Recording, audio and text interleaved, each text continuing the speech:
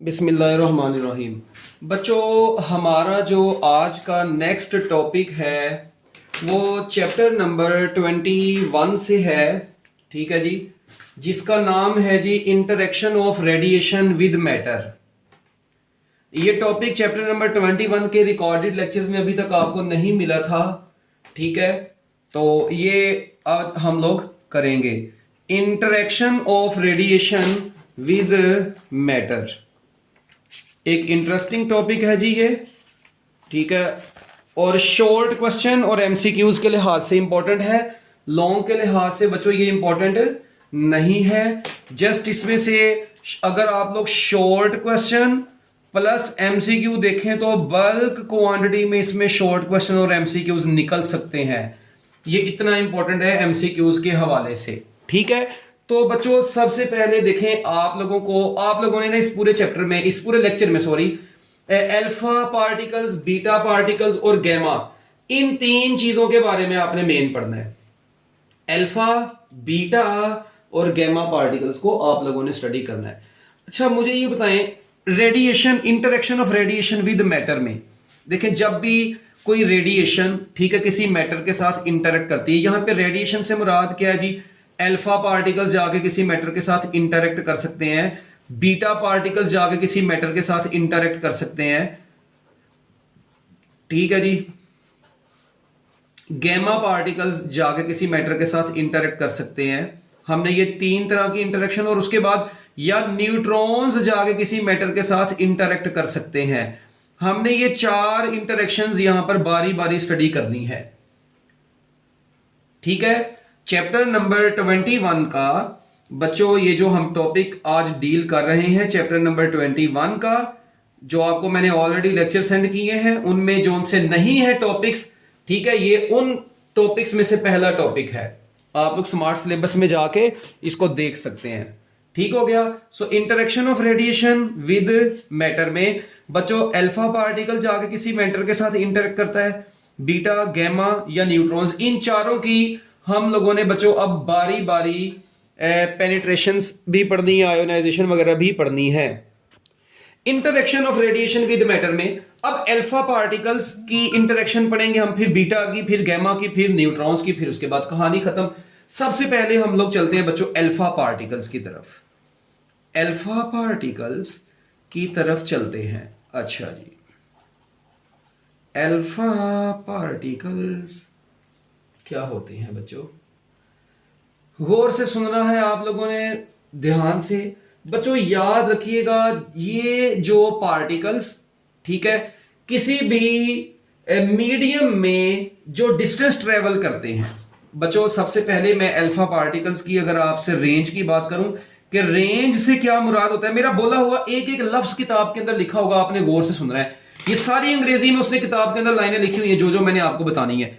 बच्चों alpha particles जो भी डिस्टेंस ट्रेवल करते हैं किसी भी मीडियम में, ठीक है जी, उस डिस्टेंस ट्रेवल को रेस्ट पर आने से पहले जितना भी डिस्टेंस ट्रेवल करते हैं, हम लोग उसको बोलते हैं range of the alpha particle. यानी ये क्या चीज है जी? रेंज ऑफ अल्फा पार्टिकल क्या चीज है जी? Alpha particles travels well defined distance in the medium, well defined distance in medium. Alpha particles travels well defined distance in the medium before coming to rest।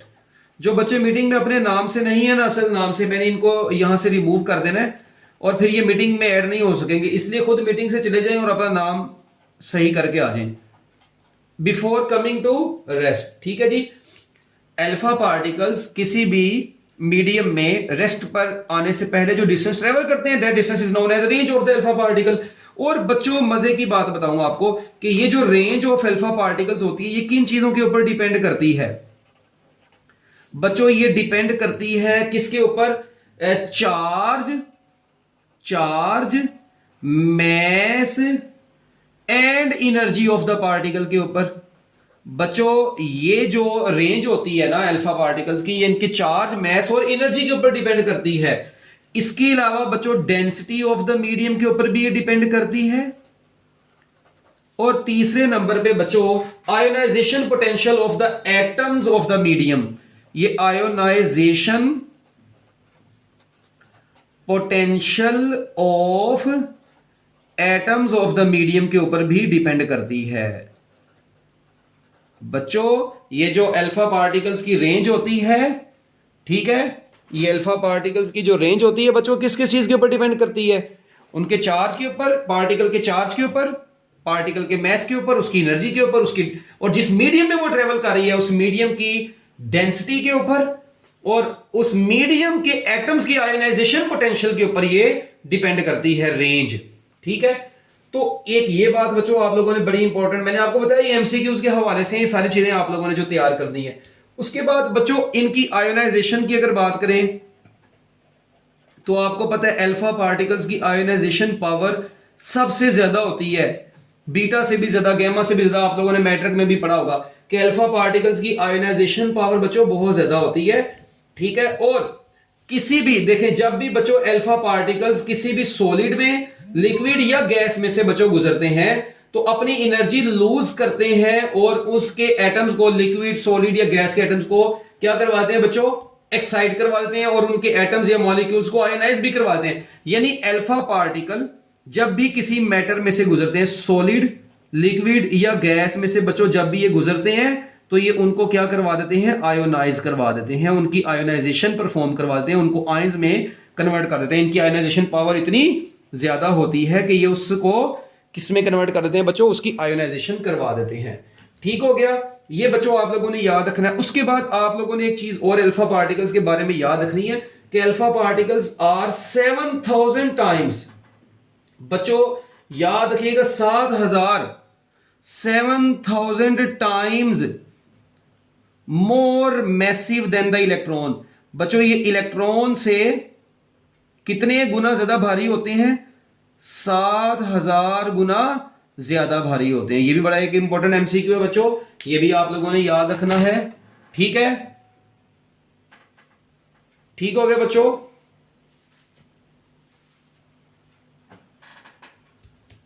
लो जी, अब इसके बाद बच्चों next एक चीज और, इसका पाथ कि अल्फा पार्टिकल्स का पाथ बच्चों कैसा होता है। देखिए आपको पता है इनका मैस बहुत ज्यादा होता है, ज्यादा मैस होने की वजह से बच्चों ये अपने स्ट्रेट पाथ से ज्यादा डिफ्लेक्ट नहीं होते। ये हमेशा ज्यादातर किस पाथ में ट्रेवल करते हैं? They travel along straight path. बच्चों ये कौन से पाथ के अलोंग ट्रेवल करते हैं? स्ट्रेट पाथ के अलोंग ये ट्रेवल करते हैं। ठीक हो गया, और ये बच्चों ज्यादा अपने पाथ से डिफ्लेक्शन शो नहीं करते। और मजे की बात बच्चों, does not approach to nucleus, does not approach to close to the nucleus. बच्चों ये न्यूक्लियस के बहुत करीब नहीं जा सकते। ओ भाई अल्फा पार्टिकल्स, आपको पता है अल्फा पार्टिकल्स के ऊपर भी कौन सा चार्ज होता है बच्चों? अल्फा पार्टिकल और हीलियम न्यूक्लियाई। बच्चों अब इनके ऊपर भी पॉजिटिव चार्ज होता है। ठीक है, तो अब मुझे ये बताएं जब इनके ऊपर भी पॉजिटिव चार्ज होता है तो बच्चों ये न्यूक्लियस के ऊपर भी पॉजिटिव होता है, तो बच्चों ये कैसे न्यूक्लियस के करीब जा सकते हैं? इसका मतलब रिपल्शन मिलेगी। तो बच्चों ये न्यूक्लियस से अगर ज्यादा, न्यूक्लियस के करीब नहीं है, ये न्यूक्लियस से थोड़ा दूर है, तो बच्चों न्यूक्लियस से पर्टिकुलर दूरी के ऊपर ये अपने पाथ में स्ट्रेट चले जाते हैं। यानी देखें सपोज करें ये एटम है, ठीक है, ये अल्फा पार्टिकल्स आए, अब इन्होंने इसके अंदर से गुजरना है, अगर तो न्यूक्लियस के करीब से गुजरेंगे तो हो सकता है थोड़ी बहुत इनको न्यूक्लियस डिफ्लेक्शन दे दे, मगर अगर ये न्यूक्लियस के करीब नहीं है तो बच्चों फिर ये अपने स्ट्रेट पाथ के लॉन्ग ट्रेवल करते रहेंगे। हो सकता है यहां पे थोड़ी बहुत डिफ्लेक्शन आ जाए, मगर अगर नहीं इसके रास्ते में बिल्कुल भी कोई न्यूक्लियस आ तो बच्चों ये हमेशा स्ट्रेट पाथ में ही ट्रेवल करके वहां से गुजर जाते हैं। तो ये एक बच्चों बड़ी इंपॉर्टेंट चीज थी। उसके बाद बच्चों लास्ट पर, ठीक है, एक बड़ी ही इंपॉर्टेंट चीज इसी पैराग्राफ में आपकी बुक में लिखी हुई है। पहला पैराग्राफ जो है ना बच्चों वो अल्फा पार्टिकल्स का है सारा। ठीक है, अगर मैं आपको टेक्स्ट बुक में दिखाऊं तो टेक्स्ट बुक का बच्चों जब आप लोग पहला पैराग्राफ खोलेंगे ना, ये देखें इसका जो पहला पैराग्राफ है ना, इसमें सारा उसने वही लिखा है कि अल्फा पार्टिकल्स की रेंज क्या होती है, ये आयोनाइजेशन कैसे परफॉर्म करते हैं, इनकी रेंज किस किस चीज के ऊपर डिपेंड करती है, फिर उसके बाद इनके मैस की बात कर दी, जो मैंने आपको बताया ना, मतलब वो सारा कुछ इसने यहां पर लिखा हुआ है। अच्छा एक चीज बस आखिर पर बच्चों, अल्फा पार्टिकल्स, ठीक है जी, रेस्ट पर आने से पहले क्या काम करते हैं बच्चों? अल्फा पार्टिकल्स किसी भी मीडियम में रेस्ट पर आने से पहले उस मीडियम से न्यूक्लियस क्या करते हैं बच्चों बताएं? ये उधर से क्या काम करते हैं? दो इलेक्ट्रॉन्स को एब्जॉर्ब करते हैं, ठीक है। और बच्चों एब्जॉर्ब करके ये क्या करते हैं बच्चों, एब्जॉर्ब करके बच्चों हीलियम एटम बना देते हैं। वेरी इंपॉर्टेंट लाइन बच्चों, ये रेस्ट किसी भी मीडियम में ये रेस्ट पर आने से पहले अल्फा पार्टिकल क्या काम करता है, captures the 2 electrons and becomes helium atom. तो बच्चों ये एक हीलियम एटम में कन्वर्ट हो जाता है। ये बहुत इंपॉर्टेंट एमसीक्यू है, ठीक है। आपको एक मजे की बात बताऊं, अब ना अक्सर बच्चों के यहां पर दिमाग में आता है कि सर जी अल्फा पार्टिकल्स और हीलियम ये दो ही बात, इन दोनों में फर्क क्या है। बच्चों अल्फा पार्टिकल्स और हीलियम में फर्क सुनना, मेरी एक बात याद रखनी है। अल्फा पार्टिकल्स का जो चार्ज होता है ना बच्चों, कहा जाता है alpha particles are 2e charged helium nucleus, ठीक हो गया एक ये बात। जबकि जो हीलियम एटम्स है बच्चों इनके ऊपर कोई चार्ज नहीं होता, हीलियम के ऊपर बच्चों कोई चार्ज नहीं होता, ये न्यूट्रल होता है। मगर अल्फा के ऊपर बच्चों कितना 2e चार्ज हीलियम न्यूक्लियस होता है, इसी तो हम लोग बोलते हैं alpha particles are helium nuclei. बच्चों अल्फा पार्टिकल्स जो होते हैं, अल्फा पार्टिकल्स बच्चों ये याद रखिएगा 2 प्रोटॉन और 2 न्यूट्रॉन से मिलकर बनते हैं। जबकि हीलियम के जो पार्टिकल हैं बच्चों 2 प्रोटॉन 2 इलेक्ट्रॉन और 2 न्यूट्रॉन से मिलकर बनते हैं। इसका मतलब 2 प्रोटॉन 2 न्यूट्रॉन से तो कैंसिल हो जाएंगे, तो बच्चों लिहाजा नेट, और न्यूट्रॉन के ऊपर तो चार्ज ही कोई नहीं होता, लिहाजा नेट चार्ज इनके ऊपर क्या हो जाएगा, 0 हो जाएगा, ठीक है। अब देखें और बच्चों जबकि ये देखें, अब ये 2 प्रोटॉन है, इसके पास 2 न्यूट्रॉन है, इसका मतलब अल्फा पार्टिकल्स के ऊपर चार्ज होता है +2e। तो अल्फा पार्टिकल का बच्चों चार्ज कितना होता है, charge of alpha particle is +2e। इसका मतलब है अगर इसने किस में कन्वर्ट होना है, हीलियम में कन्वर्ट होना है, तो ये 2 इलेक्ट्रॉन को एब्जॉर्ब करे, वो इलेक्ट्रॉन इससे कैंसिल हो जाएंगे, तो ये बच्चों बिल्कुल हीलियम का न्यूक्लियस बन जाएगा फिर। तो बच्चों इसलिए ये कितने रेस्ट पर आने से पहले किसी भी मीडियम में 2 इलेक्ट्रॉन्स को एब्जॉर्ब करके हीलियम न्यूट्रल हीलियम एटम में कन्वर्ट हो जाता होता है। ये एक इंपॉर्टेंट एमसीक्यू है, ठीक है। मतलब ये चीज है वो जो बच्चों को जल्दी समझ नहीं आती, किताब के अंदर लिखी होती है मगर बच्चे जो है ना वो घूम जाते हैं। तो बच्चों आप लोग अब बुक से पहला पैराग्राफ पढ़ेंगे तो आपको मेरी बोली हुई सारी बातें वहां पर नजर आ जाएंगी, एक एक लफ्ज नजर आ जाएगा, ठीक है। हालांकि ये टॉपिक मैं पढ़ाता नहीं हूं बच्चों को, मैं कहता हूं खुद ही पढ़ लें, मगर मैंने कहा कि चलो कोई बात नहीं तुम लोगों को पढ़ा दिया जाए। इसके बाद बच्चों बीटा पार्टिकल्स की तरफ चलते हैं। अब जो नेक्स्ट पैराग्राफ होगा वो बीटा पार्टिकल्स के हवाले से होगा, ठीक है। अब बीटा पार्टिकल्स का क्या चक्कर है बच्चों, सबसे पहले याद रखना है कि ये आयोनाइजेशन एनर्जी इनकी भी होती है, मगर इनकी आयोनाइजेशन जो होती है ये भी आयोनाइजेशन परफॉर्म करते हैं, दे आल्सो परफॉर्म्स आयोनाइजेशन, ठीक है जी बच्चों, ये भी आयोनाइजेशन परफॉर्म करते हैं किसी भी मीडियम में से जब गुजरते हैं, ठीक है। मगर इनकी आयोनाइजेशन, ठीक है जी, लेस देन बच्चों, लेस कितने times, 100 times less than alpha particles होती है। बच्चों इनकी आयोनाइजेशन पावर या इनकी आयोनाइजेशन एबिलिटी अल्फा पार्टिकल से कितने गुना कम होती है, 100 गुना कम होती है, ठीक है, ओके डन बच्चों। एक ये चीज आप लोगों ने हैंड रेज कर दो, चर्सी लोगों, छोटी छोटी बातें हैं इनकी। और बच्चों देखें अगर इनकी आयोनाइजेशन पावर कम है, इसका मतलब ये रेंज जो होती है ना इनकी, याद रखिएगा बच्चों, जो रेंज होती है 100 times, range is 100 times more than that alpha, more than alpha particles. बच्चों इनकी जो रेंज होती है वो अल्फा से 100 गुना ज्यादा होती है। बच्चों ये ज्यादा डिस्टेंस कवर करते हैं बीटा पार्टिकल्स, ठीक है।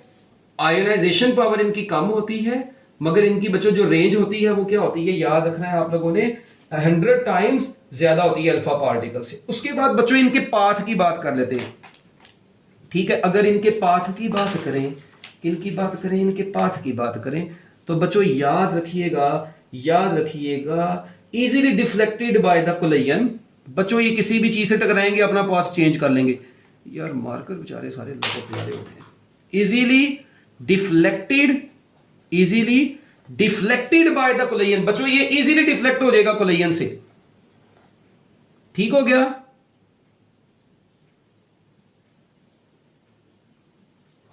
तो बच्चों ये इजीली डिफ्लेक्ट हो जाएगा किससे, बाय द कोलिजन से, ठीक है। और बच्चों इसका मतलब है कि ये फिर स्ट्रेट पाथ के अलोंग तो ट्रेवल नहीं करेंगे, इसका मतलब नॉट अलोंग स्ट्रेट पाथ। इसका मतलब बच्चों ये ज्यादा देर तक स्ट्रेट पाथ में ट्रेवल नहीं कर सकता जिस तरह अल्फा पार्टिकल्स थे। बच्चों इनका पाथ किस तरह का होता है, ये स्ट्रगलिंग और स्कैटरिंग करते हैं। स्ट्रगलिंग और स्कैटरिंग से क्या मुराद है बच्चों, इससे क्या मुराद है स्ट्रगलिंग और स्कैटरिंग से? इससे मुराद देखें, आप लोगों की किताब में वो वर्ड लिखा है, उसके ऊपर बेशक आप लोग लिख रहे हैं। बच्चों से मुराद जैसा आप लोग देखें हवा में कोई पत्ता दरख्त से उतरा है तो आप देखते हैं वो पत्ता चरसियों की तरह कभी इधर जा रहा होता है ना। इस तरह ये बीटा पार्टिकल्स इलेक्ट्रॉन्स होते हैं, बेसिकली वेरी लेस मैस होते हैं बच्चों। इनका मैस जो होता है वो बहुत कम होता है। तो बच्चों इसकी वजह से ओवरऑल इनका जो पाथ होता है ना वो स्ट्रेट लाइन नहीं रहता, बल्कि ये स्कैटरिंग कर जाते हैं, ये बिखर जाते हैं। मतलब इसका पाथ जो है ना वो इरेटिक हो जाता है, जिग जैग पाथ बन जाता है। और बच्चों उसके बाद एक बड़ी इंपॉर्टेंट चीज, इनकी जो रेंज होती है ना, ये जो बीटा पार्टिकल बच्चों इनकी रेंज कहता है ये डिपेंड इनके पाथ की लेंथ के ऊपर नहीं डिपेंड करती। सपोज करें किस जगह पर ये पास कर रहे हैं तो इसके पाथ के ऊपर डिपेंड नहीं करती ये रेंज। इनकी बीटा पार्टिकल्स की रेंज किस चीज के ऊपर डिपेंड करती है कि ये किसी मीडियम में कितनी ज्यादा पेनिट्रेशन करते हैं, कितना ज्यादा उसके अंदर से गुजरते हैं। तो बच्चों किसी भी मीडियम में से कितना ज्यादा पेनिट्रेट करके गुजरते हैं वो उनकी रेंज डिसाइड करती है। उसके बाद बच्चों एक बात और याद रखनी है आप लोगों ने कि एक कोई भी मटेरियल जितना ज्यादा डेंसर होता जाता है, ठीक है, डेंसर द मटेरियल, ये लाइन लिख लें, डेंसर द मटेरियल। बच्चों मटेरियल को जितना ज्यादा डेंस होगा, जो denser the material shorter it's range, तो बच्चों उसकी रेंज उतनी शॉर्टर होगी। तो ये याद रखना है बच्चों। ये सारे असल में एमसीक्यूज हैं और ये डिफरेंस वगैरह हैं, इसलिए ठीक है जी, बस इसको आप लोग अपनी बुक की वर्डिंग के मुताबिक याद करेंगे। मैंने आपको लेक्चर के शुरू में ही बता दिया था। तो बच्चों जो मटेरियल जितना ज्यादा डेंसर होता है, इन पार्टिकल्स की रेंज उसमें उतनी ही क्या होती है बच्चों, कम होती है।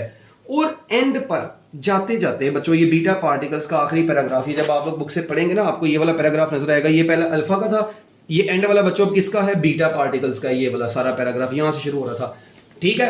अब इसके बाद आखिर पर पेज नंबर 233 पर जो टॉप पर एक लाइन लिखी हुई है ना, उसने लिखी हुई है कि जब भी अल्फा बीटा पार्टिकल्स, आपको पता है अल्फा बीटा पार्टिकल से ना एक्स रेज बनती हैं, कहते हैं जी इनसे एक्स रेज भी बन सकती हैं। कब, जब आप लोग इनको स्लोड करते हैं बाय किससे बच्चों, इलेक्ट्रोस्टैटिक फोर्स से। जब इनको स्लो डाउन किया जाता है इलेक्ट्रोस्टैटिक फोर्स से बच्चों, जब ये स्लो डाउन होते हैं, आपको पता है ये दोनों चार्ज्ड पार्टिकल है अल्फा भी और बीटा भी। तो बच्चों देखिए ये मूव कर रहे होते हैं, इनकी ये बहुत ज्यादा स्पीड पे मूव कर रहे होते हैं। इरेटिक का मतलब होता है, मैंने बताया जिग जैग, ठीक है। अच्छा, जो अल्फा और बीटा है बच्चों, आपको मैंने बताया ये काफी हाई स्पीड से मूव कर रहे होते हैं। तो बच्चों जब ये स्लो डाउन होते हैं ना किसी भी इलेक्ट्रोस्टैटिक फोर्स से, इनको सपोज करें रिपल्शन वगैरह मिली, बच्चों जब ये स्लो डाउन होते हैं तो आपको पता है इनका एक्सेलरेशन प्रोड्यूस होता है। याद करें चैप्टर नंबर 16 में आप लोगों ने एक चीज पढ़ी हुई है, for the production of electromagnetic waves charge should be, a particle should be accelerated. तो बच्चों जब आप लोग इनकी स्पीड को चेंज करते हैं तो उस स्पीड के चेंज करने की वजह से बच्चों ये क्या हो जाते हैं, एक्सेलरेशन इनमें आ जाता है। और याद रखिएगा accelerated alpha and beta particles can produce X rays, ये इनकी प्रॉपर्टी है बच्चों कि हम लोग इनसे एक्स रेज प्रोड्यूस करवा सकते हैं। तो बच्चों ये आपके दो पैराग्राफ हो गए हैं, अल्फा पार्टिकल्स का एक और एक है बीटा पार्टिकल्स का।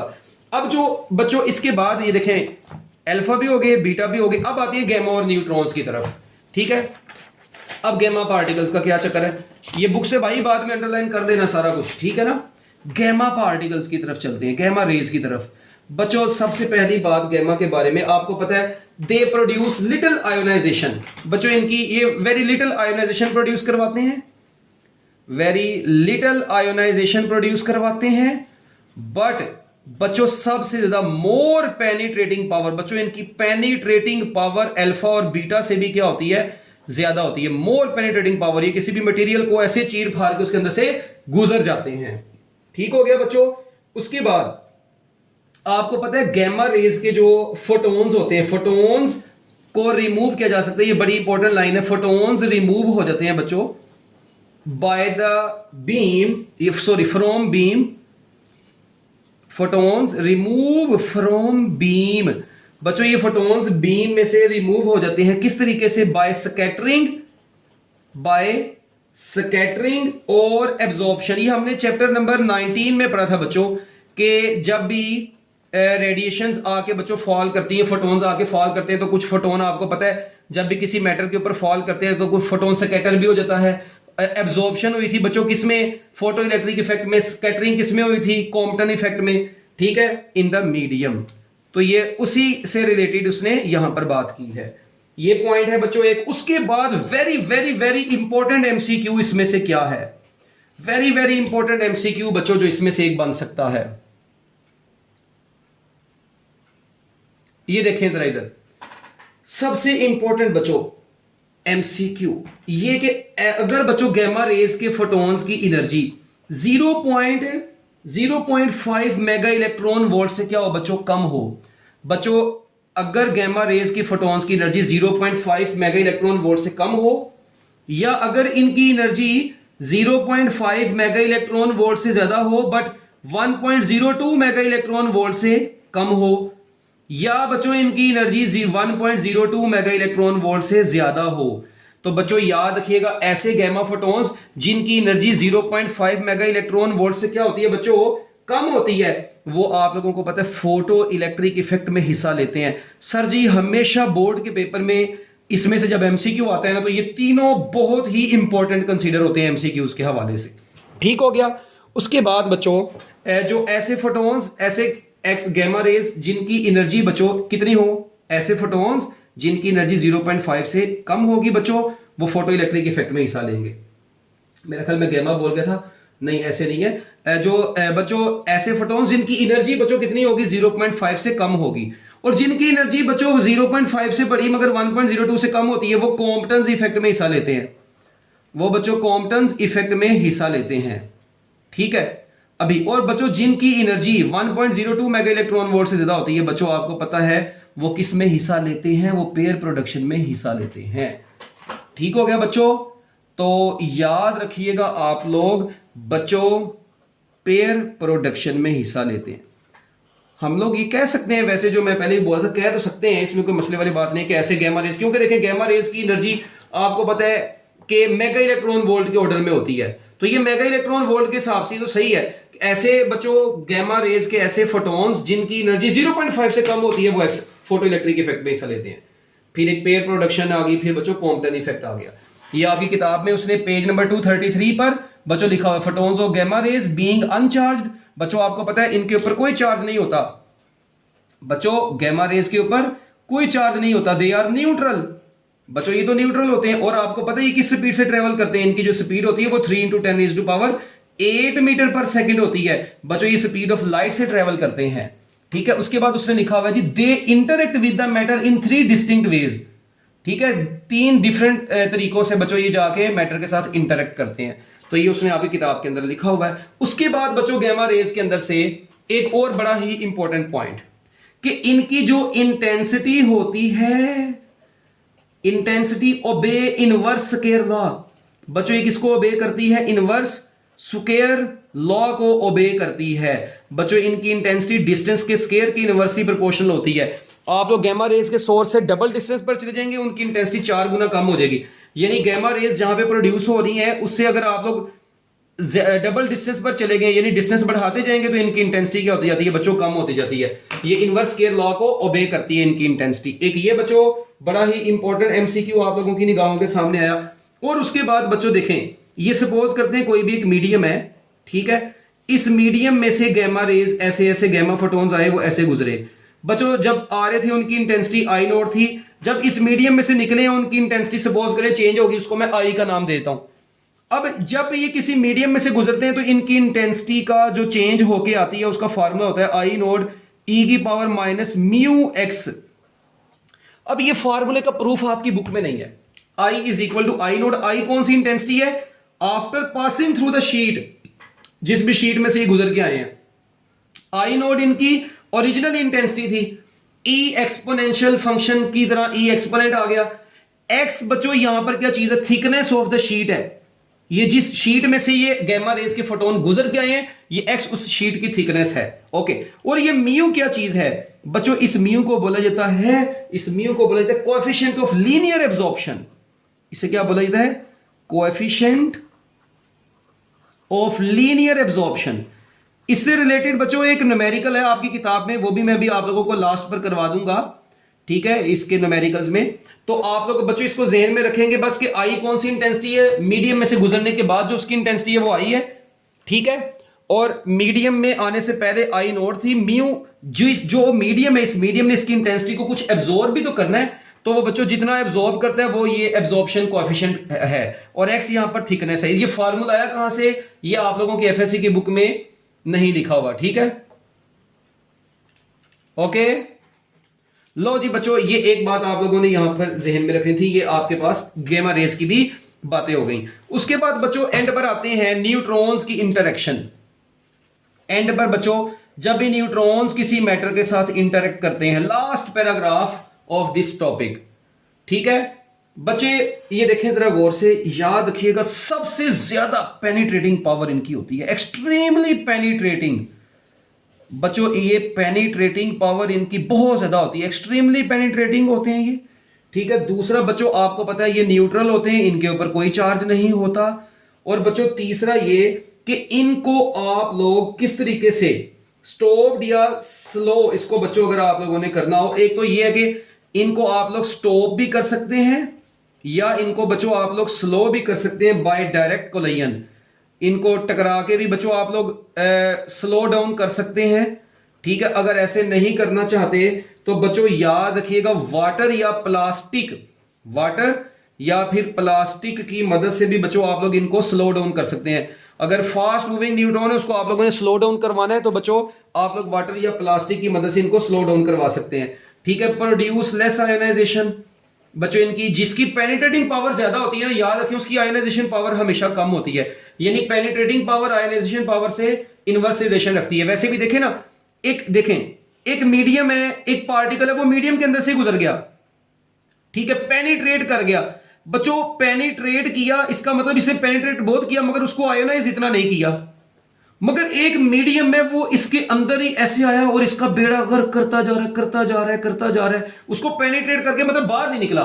तो जो पेनिट्रेट नहीं कर रहा वो अंदर ही आयोनाइजेशन करता जा रहा है, उसकी बेड़ा गर्क करता जा रहा है, मगर उसने पेनिट्रेट नहीं किया, उसको चीड़ फाड़ नहीं किया। तो बच्चों इसलिए हम लोग यूजुअली कहते हैं कि पेनिट्रेटिंग पावर का आयोनाइजेशन के साथ इनवर्स रिलेशन होता है, ठीक है। आयोनाइजेशन में वो पार्टिकल मीडियम के अंदर ही रह के तबाही मचाता है, पेनिट्रेशन में वो सीधा बाहर आ जाए, आयोनाइजेशन इतनी परफॉर्म नहीं होती, इस वजह से हम लोग इसको बोलते हैं। अब उसके बाद बच्चों नेक्स्ट, ये मैंने वैसे जनरल बात बता दी आपको दरमियान में।